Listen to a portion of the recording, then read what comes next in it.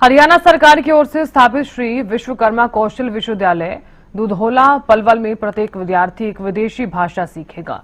मुख्य विषय के अतिरिक्त यह 2 क्रेडिट का कोर्स करना होगा। विद्यार्थियों के पास फिलहाल जर्मन, जापानी, कोरियन के विकल्प होंगे। भविष्य में दूसरी कई अन्य भाषाओं को इस सूची में शामिल किया जाएगा। अंतर्राष्ट्रीय स्तर पर रोजगार के अवसरों को भुनाने की दिशा में ये कदम उठाया गया है। विश्वकर्मा कौशल विश्वविद्यालय के कुलगुरु प्रोफेसर दिनेश कुमार ने ये घोषणा की है। देखिए, आप सब लोग जानते हैं कि आजकल जो वर्ल्ड है वो टाइम नहीं है कि भाई एक देश से दूसरे देश में जाने में बहुत आपको प्रॉब्लम आती है या जा नहीं सकते। आजकल तो इंटरनेट का जमाना है और इतनी तरह से जो कम्युनिकेशन जो टेक्नोलॉजी इतनी एडवांस हो चुकी है कि इंडिया में रहते हुए आप दूसरे लोगों के लिए काम कर सकते हैं, दूसरे देश के लिए काम कर सकते हैं। ऑलरेडी बहुत सारी जगह काम चल रहा है, लेकिन हम समझते हैं कि बहुत सारे कंट्रीज वर्ल्ड में ऐसे हैं जो नॉन इंग्लिश स्पीकिंग कंट्रीज हैं।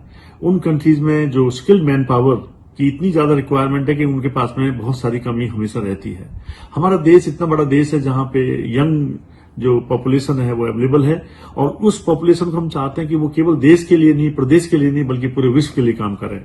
तो मैं समझता हूं कि खासकर ऐसे कंट्रीज हैं वर्ल्ड में जो ओल्ड पॉपुलेशन की वजह से जूझ रहे हैं, जैसे जापान है, जर्मनी है, और उनके पास यंग वर्कर्स, यंग काम करने वाले लोग कम हैं।